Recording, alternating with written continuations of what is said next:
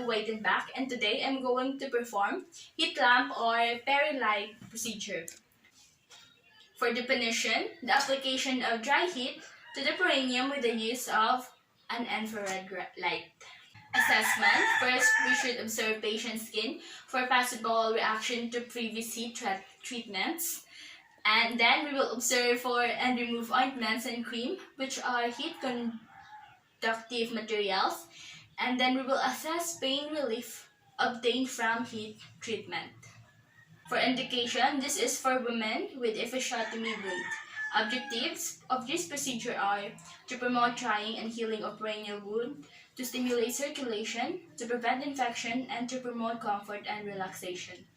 Equipment needed for this procedure are: first, heat lamp with 40 or 60 watt bulb or infrared lamp. Let us assume that this is the lamp used for Peri-heat procedure. Then, extension cord, which is optional. A screen, a top sheet. This is the top sheet that I will be going to use. Then, an under pad. Now, let's proceed to our procedure. For our preparation, first, we should review physician's order to determine treatment area, type of application, and length of time. And rationale for this: proper treatment applied at the right area facilitates, promotes faster and effective healing process.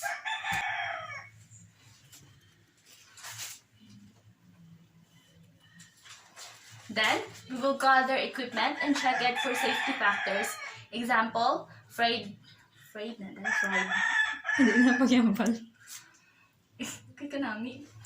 Example, frayed cords and bulb in place. This is to ensure orderly procedure. Then, we will bring lamp to patient's room. Bringing equipment needed at the area of treatment saves time and energy. Let's assume that we already gathered and bring all our equipment to our patient's room. Then, we will explain the procedure to the patient. This helps minimize anxiety during procedure as it often is embarrassing to the patient. Ma'am, good afternoon. I am your student nurse for today. I am Yala JB Badayas, and today I will perform Peri-heat procedure to you. Is that okay? For nursing responsibilities and Peri-heat exposure, we should check the client's condition before the procedure, check all electrical equipment for defects, or try to switch it on and off.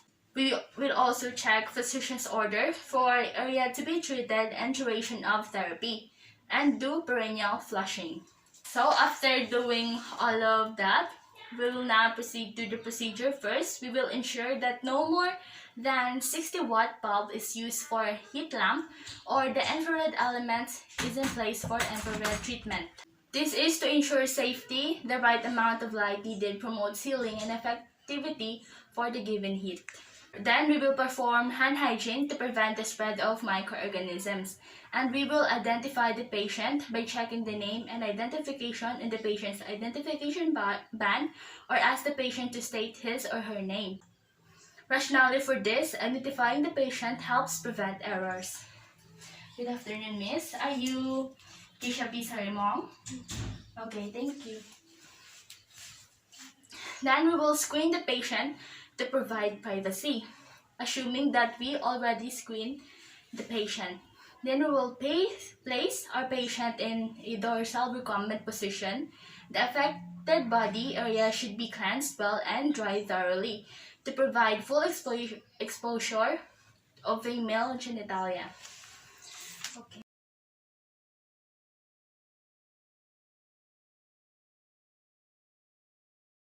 To drape patient in dorsal recumbent position, the following steps should be followed.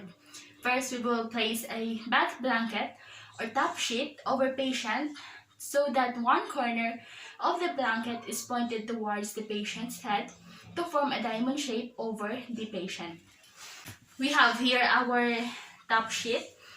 Then we will instruct patient to hold onto our top sheet. Then we will request our patient that Patient flexes knees and keep them apart with feet firmly on bed.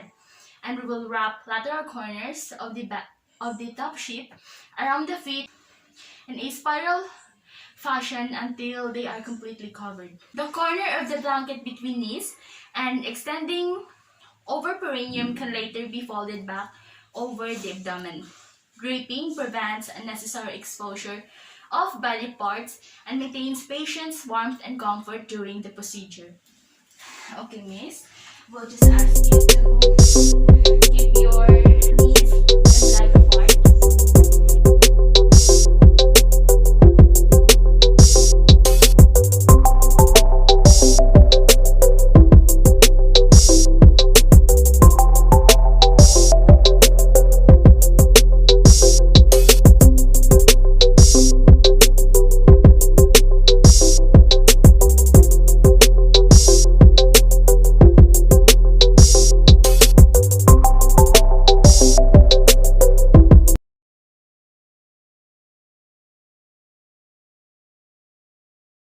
Let's assume that this is the perineum of our patient. Now, then we will place our lamp at an 18 to 24 inches or 45 to 60 centimeter for the patient. Because for rationale for this is, if the lamp is any closer, it could burn our patient. Let's assume that this is the lamp used for peri-heat procedure.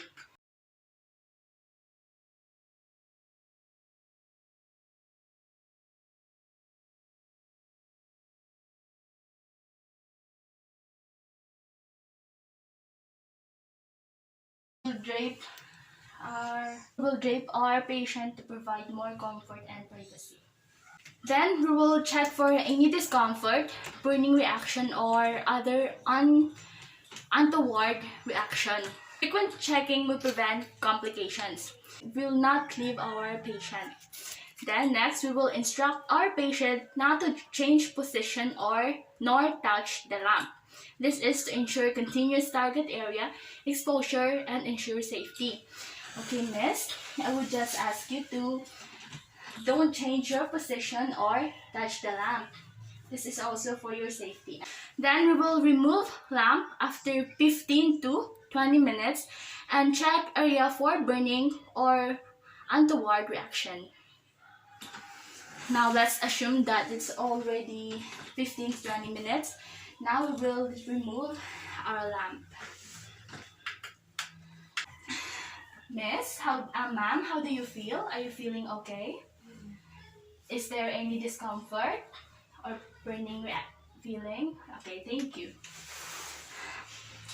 Desired amount of time for very light exposure as ordered by our physician to HEAR or infrared can prevent skin or burn any skin unfavorable reactions. Then we will reposition our patient for comfort and apply vaginal pad.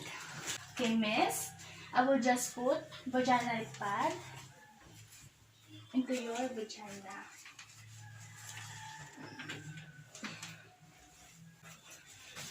And I will just change your position now.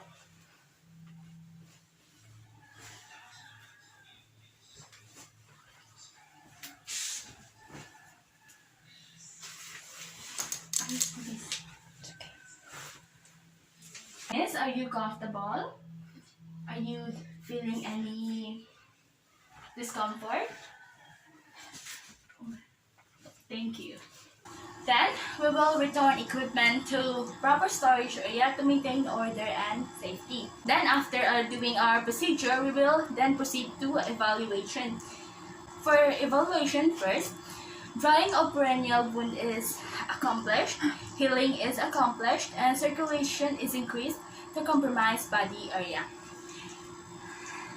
That's all for peri-heat procedure. Thank you.